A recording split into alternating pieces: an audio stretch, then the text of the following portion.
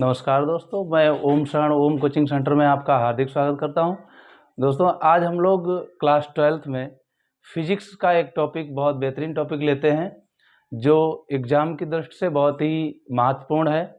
जैसा कि इसमें आज हम लोग वैद्युत द्विध्रुव की अच्छी अथवा अनुदैर्ध्य स्थिति में वैद्युत क्षेत्र की तीव्रता हम लोग ज्ञात करेंगे। इसका व्यंजक विधिवत जानेंगे पूर्णतः। चलिए देखते हैं।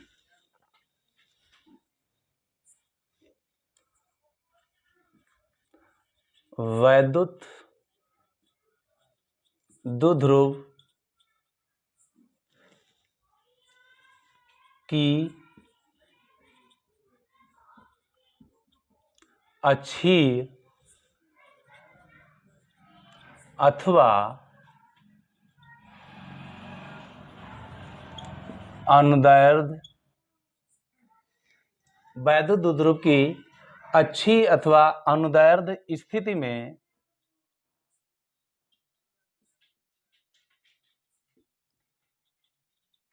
वैद्युत क्षेत्र की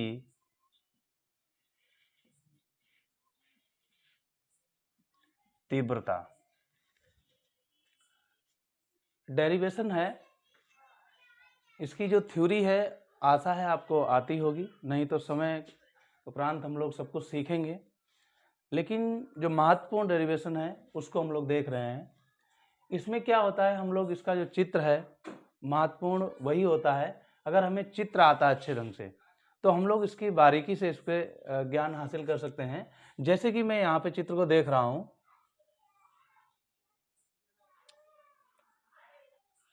ये भी एक वैद्युत द्विध्रुव है। मैं थोड़ा और बड़ा कर लेता हूँ, और इसके मध्य बिंदु में ये आपका O है। तो ये आपका जो है, इन दोनों के बीच की जो डिस्टेंस होती है वो 2L होती है। इन दोनों के बीच की जो डिस्टेंस है वो 2L होती है। यहाँ से इसकी स्थिति ये L है, यहाँ से इसकी भी L डिस्टेंस है। मैं इसको और नीचे ऐसे करता हूँ, डाइवर्जन कर लेता हूँ। यहाँ से बिंदु O से स्मॉल दूरी पर, स्मॉल r दूरी पर एक बिंदु हम लोग P लेते हैं। मान लिया कि ये बिंदु आपका एक P है, जो कि बिंदु O से स्मॉल r दूरी पर स्थित है, और इसकी डायरेक्शन ये है आपका E A और ये है आपका EB वेक्टर। यहां से भी मैं डाइवर्जन कर रहा हूं इसको। अब मैं देख रहा हूं इसकी भी एक स्थिति ऐसे कर लीजिए, जब इसकी यहां से r दूरी है, ये पूरी आपकी जो है यहां से यहां तक की डिस्टेंस, मैं यहां से और एक ले रहा हूं, ये जो है आपकी r ये हो गई पूरी यहां से यहां तक, L ये हो गई, तो हो गई आपकी r प्लस L। और ये जो है आपकी डिस्टेंस यहां से इतनी, ये r माइनस L है, क्योंकि पूरी यहां से यहां तक r है, यहां से यहां तक की r है, इसमें से ये L आपकी कम हो जाएगी। तो यहां से A से बिंदु P की जो डिस्टेंस होगी, दूरी होगी, वो आपकी r माइनस L होगी। यहां से बिंदु B से इसका जो दूसरा ध्रुव है, A और B दो ध्रुव है, यहां से इसकी डिस्टेंस ये आपकी r हो गई, ये आपकी L हो गई, टोटल मिला के आपकी r प्लस L हो गई। अच्छा, यहाँ पर दो बिंदु आवेश हैं, जो कि ये प्लस Q आवेश है और ये आपका माइनस का Q आवेश है। चित्र आपका बनकर तैयार हो गया है। अब हम लोग देखते हैं इसमें,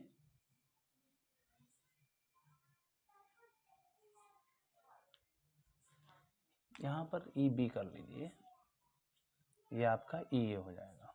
ठीक है, कोई बात नहीं। ये चित्र हमारा ड्रा हो गया।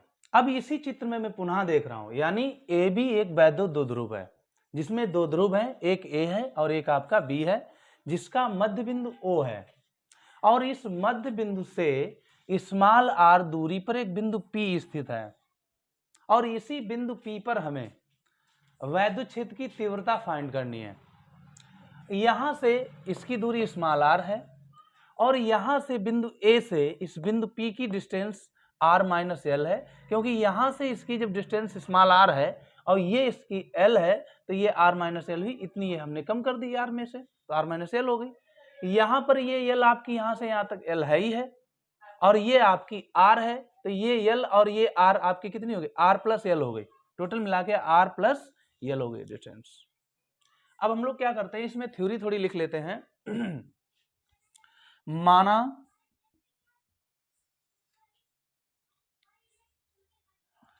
AB एक वैद्युत द्विध्रुव है,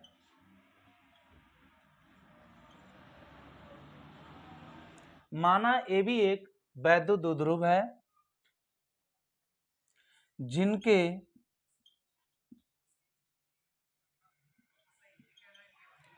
मध्य या जिनके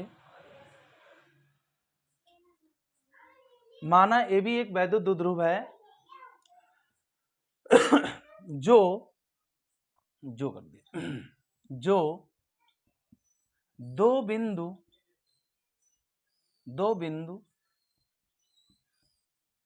आवेशों प्लस क्यू व माइनस क्यू प्लस क्यू व माइनस क्यू से मिलकर बना है, जिनके बीच की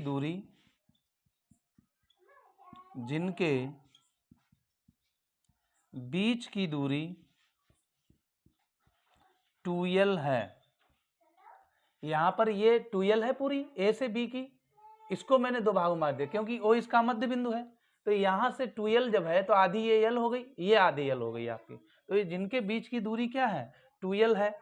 अच्छा, ये इसका माध्यम जो है वो k परावैद्युतांक में है, किसमें है, माना AB एक वैद्युत, देखो यहाँ पर जो थ्योरी लिखनी है कोई अलग से थ्योरी नहीं है, जो आपने फिगर ड्रा किया है बस वही यहाँ पर आपकी थ्योरी है।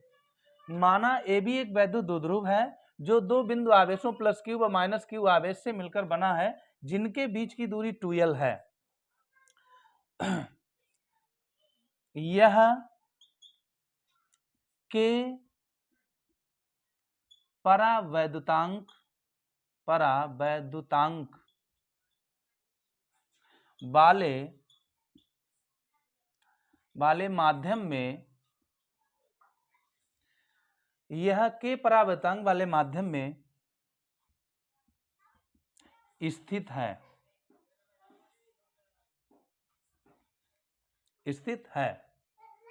वैद्युत।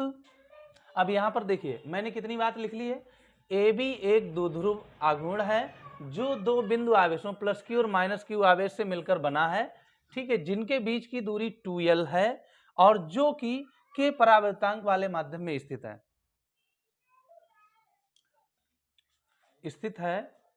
जिनके बीच की दूरी 2l है, यह के परावैद्युतांक वाले माध्यम में स्थित है। ठीक है, यहां तक हो गया। अब हमने देखा कि बिंदु O से, इसका केंद्र है, ये सेंटर है, बिंदु O से स्मॉल r दूरी पर स्थित बिंदु P की हमें क्या करना है, वैद्युत क्षेत्र की तीव्रता फाइंड करनी है। वही मैं बात यहां पे लिखता हूं, तो हम लोग लिखेंगे वैद्युत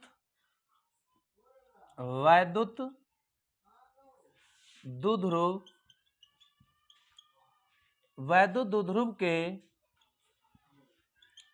केंद्र O से स्मॉल r दूरी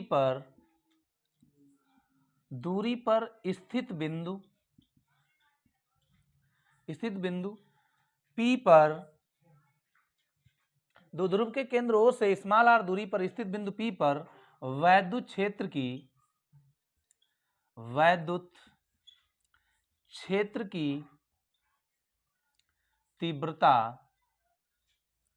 ज्ञात करनी है, वैद्युत क्षेत्र की तीव्रता ज्ञात करनी है। हाँ, यानी केंद्र O से इसमें जो है स्मॉल आर दूरी पर स्थित बिंदु पी पर वैद्युत क्षेत्र की तीव्रता आपको फाइंड करनी है। अच्छा, इसमें क्या है, एक आपका प्लस क्यू आवेश है, एक आपका माइनस क्यू आवेश है। तो सबसे पहले हम लोग क्या करेंगे, प्लस क्यू आवेश से हम लोग इसकी बिंदु पी पर वैद्युत क्षेत्र की तीव्रता फाइंड कर लेंगे। उसके बाद हम लोग माइनस क्यू आवेश से हम लोग फाइंड कर लेंगे। उसके बाद इनका पूरा परिणामी वैद्युत क्षेत्र की तीव्रता निकाल लेंगे। चलिए देखते हैं, साथ में चाय भी चल रही है, बात नहीं है, आपके लिए भी हाजिर है, मैंने आपका नाम पहले ही ले लिया था सभी लोगों का। चलिए देखता हूं आगे। अब हम लोग लिखेंगे अब प्लस क्यू आवेश, अब प्लस क्यू आवेश के कारण, अब प्लस क्यू आवेश के कारण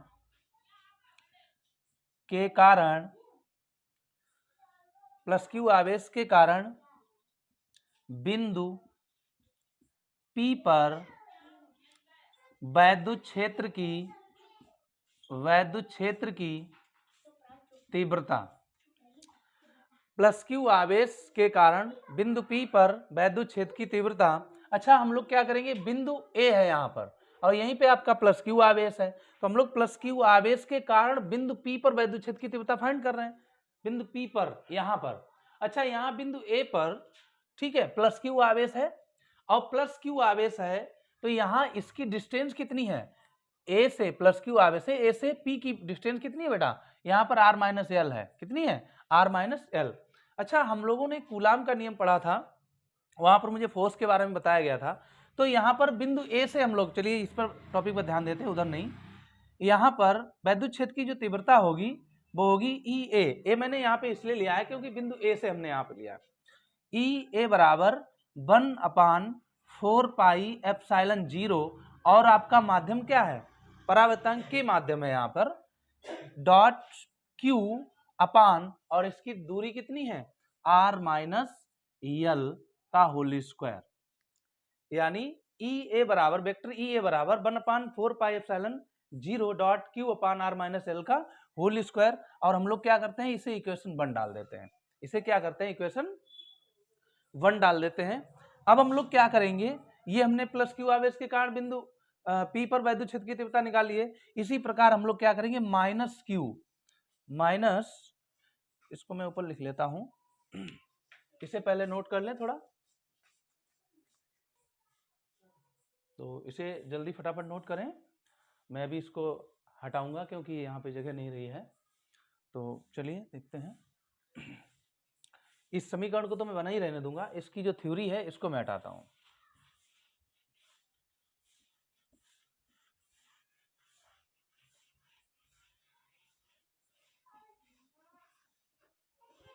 चलिए यहां पे ले लेता हूं,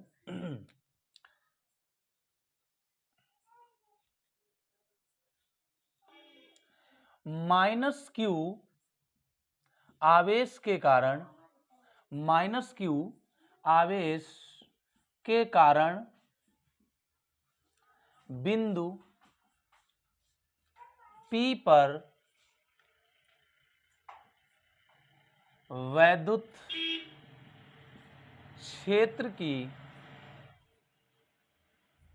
तीव्रता वेक्टर ई बी बराबर, अब हम लोग क्या कहा, यहाँ पे माइनस क्यू आवेश है और ये बिंदु क्या है आपका, बी बिंदु है, इसलिए मैंने क्या किया, वेक्टर ई बी बराबर 1/4 पाई एप्सिलॉन 0 के डॉट क्यू अपान, अब यहां से ध्यान दीजिए, ये इसकी डिस्टेंस यहां से बिंदु पी तक है।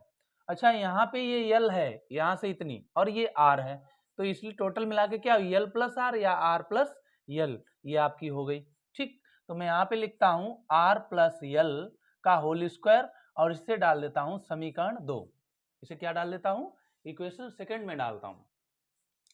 अच्छा, अब इनकी जो है प्लस क्यू आवेश के कारण मैंने निकाल ली वैद्युत क्षेत्र की तीव्रता, माइनस क्यू आवेश के कारण निकाल ली, अब इनकी जो परिणामी वैद्युत क्षेत्र की तीव्रता होगी वो क्या होगी, यानी टोटल कुल वैद्युत क्षेत्र की तीव्रता क्या होगी, तो हम लोग लिखेंगे यहां पर, अतः बिंदु ए व बी से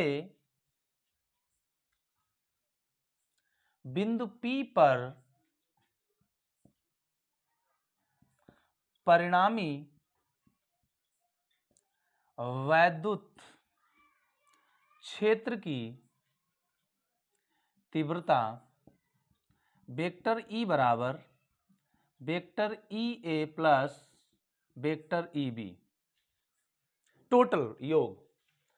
अच्छा, यहां पर हम लोग देख रहे हैं इसकी डायरेक्शन इधर है और इसकी डायरेक्शन इधर है, यानी ए और बी की जो दिशाएं हैं वो क्या है, विपरीत हैं। तो हम लोग यहां पर लिखेंगे चूंकि ए बा बी की दिशाएं विपरीत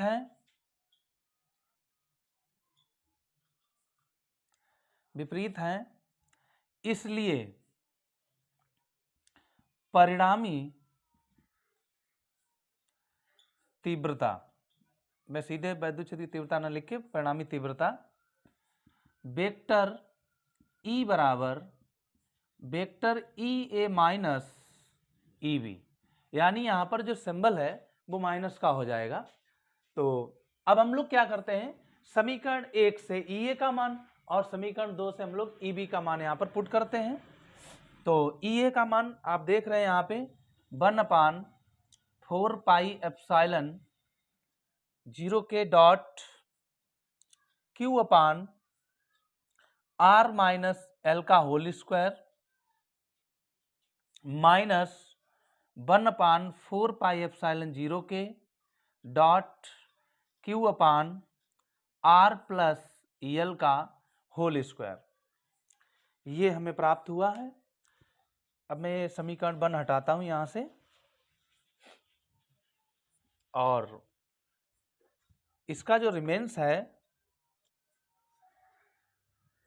मैं यहां पर एक स्टेप और लेता हूं, वेक्टर E बराबर, इसमें मुझे कॉमन क्या मिल रहा है, देखो 1/4 पाई एप्सिलॉन 0 के और ये Q मिल रहा है, तो मैं यहां से Q पहले ले लेता हूं 4 पाई एप्सिलॉन 0 के, ये मैंने कॉमन ले लिया, बचा यहां पे 1/R माइनस L का whole square minus R plus L का होल स्क्वायर। आगे चलता हूं, यहां पर है उसके बाद में, तो हम लोग इसका कैंची गुणा करते हैं इधर से उधर, फाइनली ये मुझे प्राप्त हो जाएगा वेक्टर E बराबर Q अपान 4 पाई एप्सिलॉन 0 के डॉट, इसका जब मैं उधर गुणा करूंगा तो जाएगा R प्लस L का whole square minus R minus L का whole square upon R minus L का होल स्क्वायर और R प्लस L का होल स्क्वायर, ये हुआ जाके, यानी इसका मैंने इधर गुणा किया तो ये आ गया, माइनस इसका मैंने इधर किया और ये आपका एलसीएम हो गया। अब हम लोग देख रहे हैं यहाँ पे ये Q upon 4 pi epsilon nor भी कह सकते हैं आप के, अब ये आपका एक अलजेब्रा का फार्मूला होता है a प्लस बी का होल स्क्वायर, या आप कहें x प्लस वाई का होल स्क्वायर। मैं इसको आगे तोड़ता हूं, तो ये हो जाएगा आपका R square plus L square, यानी फर्स्ट नंबर का स्क्वायर प्लस सेकंड नंबर का स्क्वायर प्लस 2 आर एल और bracket minus R square plus L square minus 2 R L, ये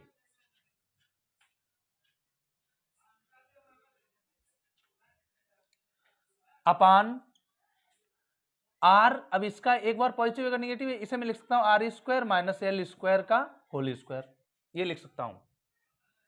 ये हो गया आपका Q upon 4 pi epsilon nought के डॉट, अब मैं ब्रैकेट हटाता हूं हो जाएगा R square plus L square plus 2 R L, और ब्रैकेट हटाएंगे इससे पहले माइनस है, अंदर के सारे सिंबल चेंज हो जाएंगे, तो जाएगा आपका माइनस का आर स्क्वायर माइनस का L square plus 2 R L upon, ये हो जाएगा आपका R square minus L square का होल अप स्क्वायर। इसको चेंज करता हूं मैं,